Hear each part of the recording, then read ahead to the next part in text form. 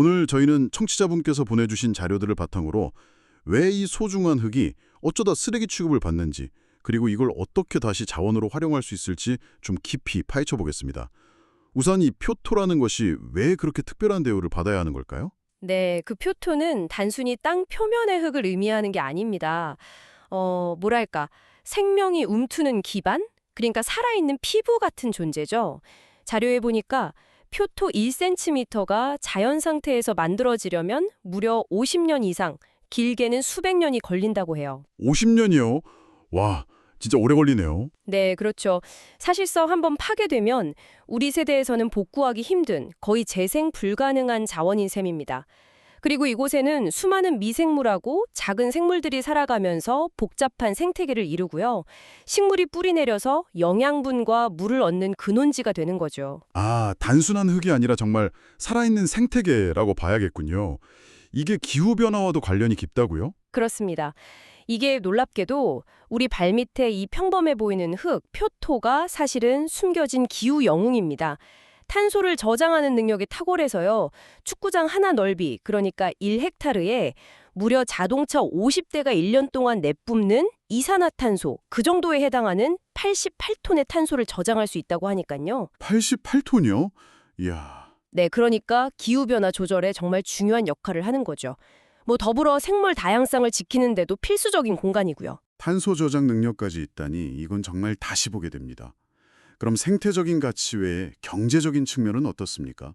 자료에 도암댐 사례가 언급되던데 표토 유실이 가져오는 경제적 손실, 이게 상당하다고 경고하고 있네요. 경제적 가치도 이게 결코 무시할 수가 없죠. 건강한 표토를 잘 확보해서 조경에 사용하면 식물이 잘 자라니까 하자 발생률이 낮아지고요.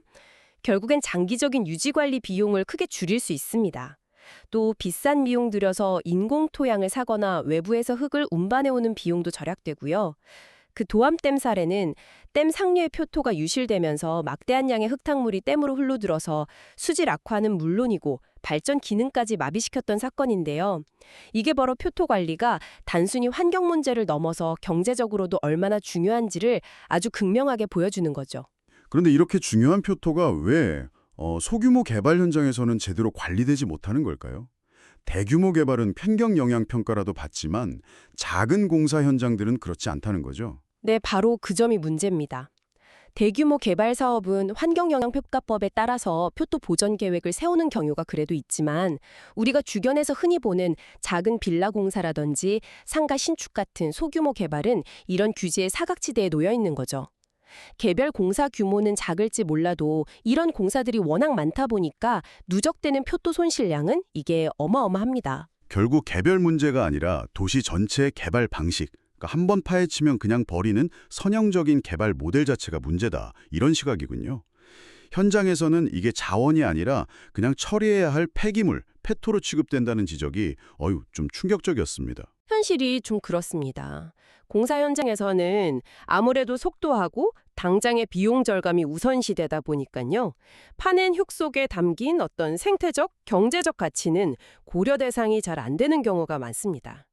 표토를 분리하고 보관하는 데 드는 그 추가적인 노력과 비용보다는 그냥 다른 흙하고 섞어서 폐기물로 처리하는 것이 가장 쉽고 싸다고 여겨지는 거죠. 아, 결과적으로 귀한 자원은 땅에 묻히거나 버려지고 폐기물 처리 비용은 늘어나고 또 운반 과정에서 탄소 배출도 발생하고 결국 나중에 조경할 때는 품질 낮은 흙을 쓰거나 비싼 돈 주고 새 흙을 사와야 하는 이런 악순환이네요.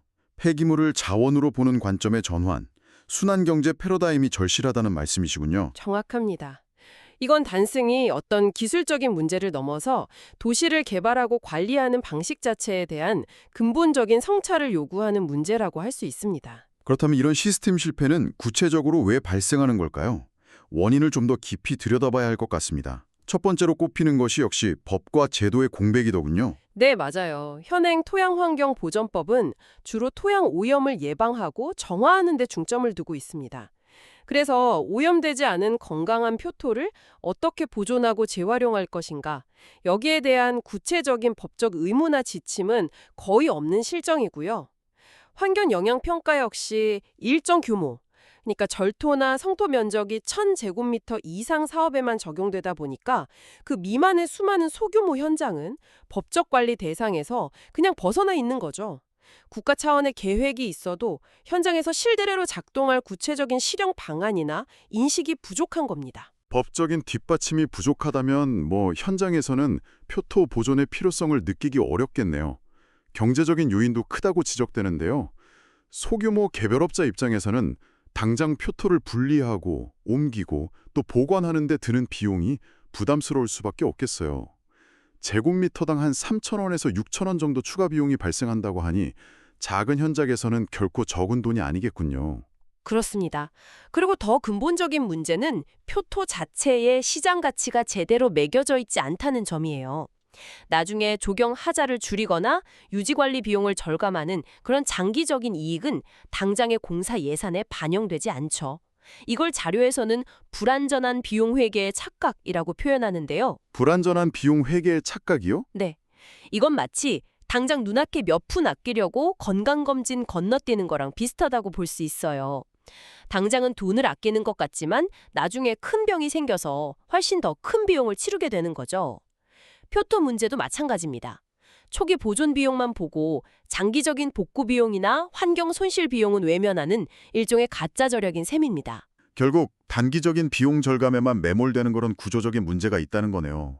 진정한 비용 편익 분석을 한다면 표토 보존이 장기적으로는 더 이득일 수도 있는데 말이죠.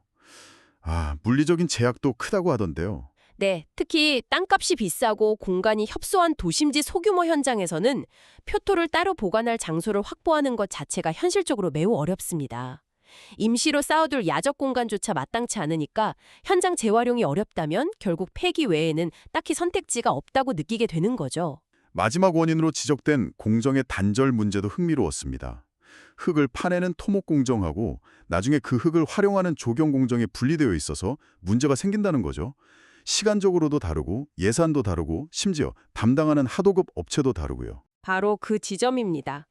사업 초반에 투입되는 토목팀은 주어진 시간 안에 가장 저렴한 비용으로 땅을 파고 정리하는 게 목표거든요. 나중에 몇 달 뒤에 들어올 조경팀이 어떤 품질의 흙을 필요로 하는지, 파낸 흙을 어떻게 보존해야 하는지는 그들의 주된 관심사가 아니죠. 이런 단절된 구조 속에서 표토는 조경에 필요한 귀한 자원이 아니라 토목공사를 방해하는 장애물이나 처리 곤란한 폐기물로 인식돼서 하층 토랑막 뒤섞여 버려지기 쉬운 겁니다. 이렇게 시스템적인 문제점들을 듣고 보니 정말 답답한데요. 그럼 개발 현장에서는 그냥 손 놓고 있을 수만은 없을 텐데 당장 실천해 볼 만한 방법들은 없을까요? 물론 있습니다. 우선 공사를 시작하기 전에 토양 관리 계획, 그러니까 SMP, 소일 매니지먼트 플랜을 세우는 것을 생각해 볼 수 있습니다. 모든 현장의 복잡한 환경 영향 평가 수준의 계획을 요구할 순 없겠지만 그래도 일정 규모 이상의 사업이라면 간소화된 형태의 SMP 제출을 의무화하는 거죠. 여기에는 해당 부지의 표토 깊이나 예상되는 양, 기본적인 품질 평가와 함께 표토를 어디서 어떻게 분리하고 어디에 임시 보관하며 어떻게 재활용할지에 대한 구체적인 계획이 포함됩니다. 계획 단계부터 토양 관리를 염두에 두면 말씀하신 토목과 조경 간의 공정 단절 문제를 어느 정도 해소할 수 있겠군요. 그럼 실제로 현장에서 표토를 다룰 때 기술적으로 주의해야 할 점들은 무엇일까요? 가이드라인 같은 것이 필요할 텐데요. 중요합니다. 우선 표토하고 그 아래 하층 톤을 반드시 분리해서 파내야 합니다. 섞이며 가치가 확 떨어지니까요. 그리고 가능하면 흙이 좀 건조할 때 작업하는 것이 토양 구조 손상을 줄이는 데 도움이 되고요. 중장비 사용 시에는 바퀴 달린 장비보다는 무한궤도, 그 캐터필러 달린 굴착기 등이 토양을 덜 다지고 압축시키니까 권장됩니다. 취급할 때는 불필요한 이동을 최소화하는 게 좋습니다. 파낸 자리에서 바로 재활용될 장소로 옮기는 게 가장 이상적이지만 그게 어렵다면 임시보관 기간이라도 최대한 줄여야 하고요. 임시 보관 방법도 중요할 것 같습니다. 영국 사례를 참고한 구체적인 지침이 있던데 어떤 내용인가요? 네, 영국의 실행 규범, 코드 오브 프랙티스를 보면 상당히 구체적인 지침을 제시하고 있어요. 예를 들어서 임시 보관 장소는 나중에 주차장이나 도로처럼 포장될 구역을 활용하거나 아예 정원이나 녹지로 조성될 공간을 미리 활용하는 것이 효율적이라고 합니다. 야적할 때는 흙더미 높이를 2에서 3m 이하로 유지해서 흙 속 미생물이 살아 숨 쉴 수 있게 하고 빗물이 잘 빠지도록 약간 둥그스런만 형태로 쌓으라고 권고하고요. 또 오랫동안 보관해야 한다면 흙 표면에 풀씨를 뿌려서 침식을 막고 잡초 발생을 억제하고 단기간이라면 방수포 등으로 덮어두는 것이 좋다고 합니다. 다른 공사 폐기물이나 오염물질이 섞이지 않도록 울타리 등으로 보호하는 것도 필수적이고요. 확보된 표토를 단순히 보관만 하는 게 아니라 현장 내에서 적극적으로 활용하는 창의적인 방법도 필요할 것 같습니다. 어떤 아이디어들이 있을까요? 첫째는 절토 성토 균형을 정밀하게 계획하는 겁니다. 즉, 파내는 흙, 절토량을 부지 내의 다른 곳에 흙을 쌓는데, 그러니까 성토량에 최대한 활용해서 외부로 간출하거나 반입하는 흙의 양 자체를 줄이는 거죠. 둘째는 임시 기능적 활용입니다. 예를 들어 공사 기간 동안 야적된 표토를 이용해서 임시 소음 방지 둔덕이나 시선 차단용 둔덕을 만드는 거예요. 아, 임시로라도 쓸모있게 만드는 거군요. 네, 좁은 현장에서 표토 더미가 그냥 자리만 차지하는 애물단지가 아니라 임시로나마 유용한 기능을 하도록 존재 이유를 만들어주는 거죠. 물론 공사 후에는 조경에 재활용하고요. 고북어같이 조경요소 창출이라는 접근도 인상 깊었습니다. 단순히 평평하게 흙을 까는 것이 아니라 확보된 표토를 활용해서 디자인적으로 의미 있는 둔덕이나 빗물 정원, 레인가든이라고 하죠. 아니면 높낮이가 있는 화단 등을 적극적으로 만드는 거죠. 맞아요. 골칫거리 폐기물 문제를 오히려 창의적인 디자인 기회로 전환하는 발상인 거죠. 그렇습니다. 이런 현장 중심의 노력도 매우 중요하지만 근본적인 시스템 변화 없이는 한계가 있을 수밖에 없습니다. 개별 현장의 노력만으로는 해결하기 어려운 문제, 예를 들어 표토가 남는 현장과 부족한 현장을 연결하는 문제 등을 해결하기 위한 시스템적 대안이 필요한데 여기서 표토 은행 모델이 제시됩니다. 표토 은행이요. 마치 혈액은행처럼 남는 표토를 모아두었다가 필요한 곳에 공급해주는 시스템, 이런 걸 말하는 건가요? 정확히 그런 개념입니다.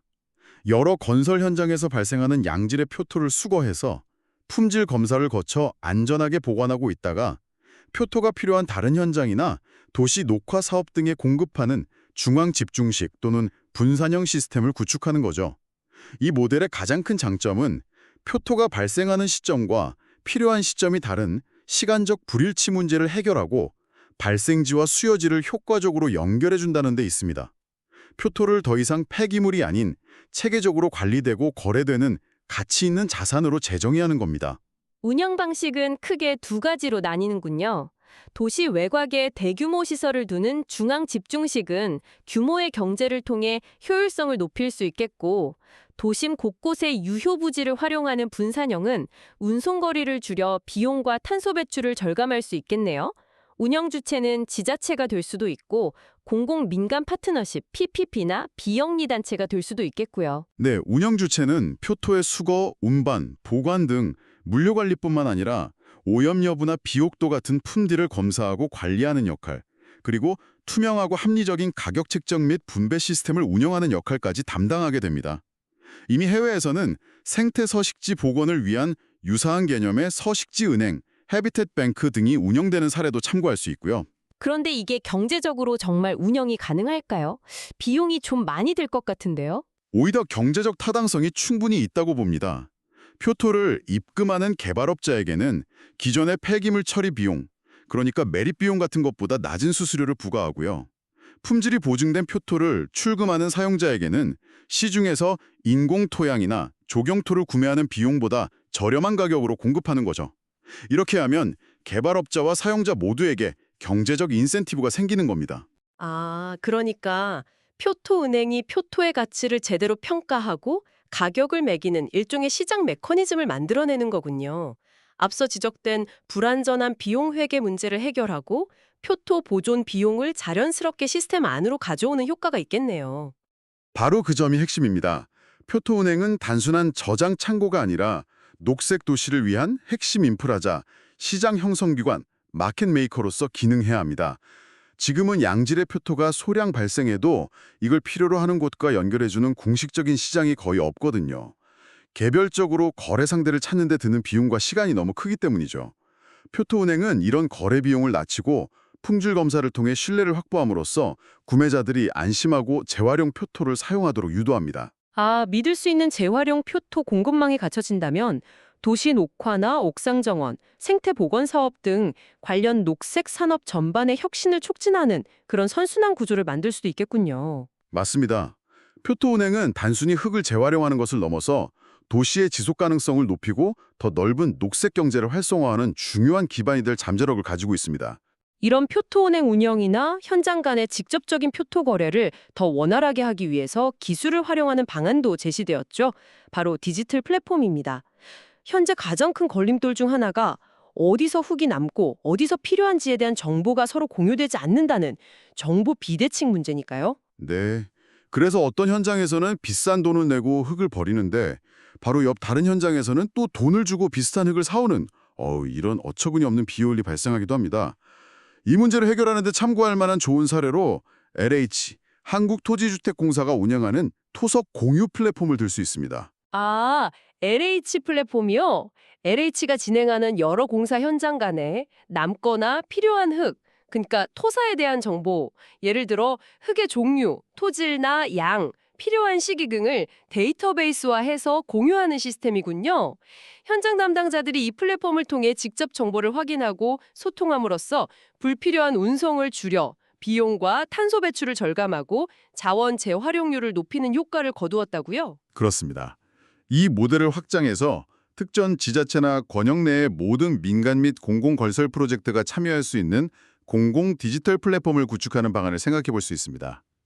GIS, 즉 지리정보 시스템 기술을 활용해서 지도 위에 어디서 어떤 흙이 얼마나 남고 어디서 필요한지를 시각적으로 보여주는 거죠. 여기에 표준화된 토양 분류 기준을 적용하고 건축 인허가 시스템과 연동해서 신규 프로젝트 정보를 자동으로 등록하게 하면 참여율을 높일 수 있습니다. 이런 플랫폼은 표토은행의 거래 시스템을 뒷받침할 수도 있고 혹은 은행을 거치지 않고 현장 간에 직접 표토를 주고받는 P2P 거래를 촉진할 수도 있겠네요. 정보 접근성을 높여서 토양자원 시장 자체를 활성화하는 효과가 기대됩니다. 해외에서는 이미 우리보다 앞서 이런 문제들을 고민하고 제도적으로 해결하려는 노력이 있었네요. 예를 들어 독일은 연방토양보호법 비보드 CG 하고 소위 자연침해 조정제도라는 것을 통해 개발 사업으로 인해 토양의 고유 기능이 훼손될 경우 그에 상응하는 보건 조치를 하거나 대체 서식지를 조성하는 등 보상을 의무화하고 있다고요. 환경 훼손에 따른 비용을 개발 사업자가 직접 부담하도록 하는 아주 강력한 제도적 장치죠. 독일처럼 아예 법으로 강제하는 방법도 있군요. 영국 사례는 좀 더 실용적인 접근 같아요. 건설 현장에서 토양을 지속 가능하게 사용하기 위한 상세한 실행 규범, 코드 오브 프랙티스를 제공하고 계획 허가를 내줄 때 소규모 현장이라도 토양 관리 계획, SMP 제출을 조건으로 요구하는 경우가 많다고 합니다. 우리가 앞에서 이야기한 SMP 도입의 현실적인 모델이 될 수 있겠네요. 일본의 표토 매트 붙임 공법도 독특합니다. 표토층을 마치 카펫처럼 얇게 떠내어 돌돌 말아 보관했다가 녹화가 필요한 비탈면 등에 그대로 펼쳐 붙이는 방식이라니. 토양의 물리적 구조는 물론 그 안에 포함된 씨앗, 메토종자까지 함께 보존해서 빠르고 효과적으로 식생을 복원하는 고부가가치 재활용 기술 개발에 집중하는 모습을 보여주네요. 자, 오늘 정말 많은 이야기를 나누었는데요. 소규모 개발 현장에서 벌어지는 표토 문제의 심각성부터 시작해서 다양한 해결 방안까지 살펴봤습니다. 결국 실제 변화를 만들기 위해서는 여러 이해관계자들의 노력이 필요할 텐데요. 마지막으로 핵심적인 권고사항들을 정리해 볼까요? 누가 어떤 역할을 해야 할까요? 우선 중앙정부 차원에서는 토양환경보전법 등을 개정해서 오염되지 않은 표토를 천연자원으로 명확히 규정하고 그 보존 및 재활용에 대한 법적 근거를 마련해야 합니다. 또한 일정 규모 이상의 모든 개발 사업에 대해서 간소화된 형태라도 토양관리계획, SMP 제출을 의무화하고요. 표토 재활용을 잘하는 사업자에게는 세금 감면이나 용적률 인센티브 같은 재정적 유인책을 제공하는 방안도 적극 검토해야 합니다. 네, 법과 제도가 뒷받침되어야 현장의 변화를 이끌어낼 수 있겠군요. 지방자치단체의 역할도 매우 중요해 보입니다. 지역 실정에 맞는 표토 운행 시스템 구축을 주도하고 이를 위한 부지 확보나 운영 방안을 마련해야겠죠. 또 앞서 논의된 디지털 정보 플랫폼을 시범적으로 구축하고 운영하는 역할도 지자체가 맡는 것이 효과적일 것 같습니다. 건설산업계 역시 변화의 주체가 되어야 합니다. 토양 관리를 단순한 부대 작업이 아닌 프로젝트 계획 및 실행의 핵심적인 부분으로 인식하고 관련 기술과 역량을 내재화해야 하고요. 산업계 차원에서 표준화된 표토 관리 지침을 개발하고 관련 전문가 교육 및 훈련 프로그램을 강화하는 노력도 필요합니다. 마지막으로 학계와 연구기관의 역할도 빼놓을 수 없겠죠. 표토 은행에서 관리하는 흙의 품질을 신뢰성 있게 평가하고 보증하기 위한 표준화된 검사 방법 개발, 그리고 이미 훼손되거나 품질이 낮은 토양을 건강하게 복원하는 기술 개발 등을 통해서 과학적 기반을 제공하고 기술 혁신을 지원해야 할 것입니다. 그렇습니다. 이렇게 중앙정부의 법제도 개선, 지방정부의 인프라 구축 및 운영, 건설산업계의 실행력 강화, 그리고 학계 연구계의 기술 지원이 유기적으로 맞물려 돌아갈 때 비로소 우리 발밑에 소중한 자원인 표토가 더 이상 버려지지 않고 도시 안에서 건강하게 순환되는 시스템을 만들 수 있을 것입니다.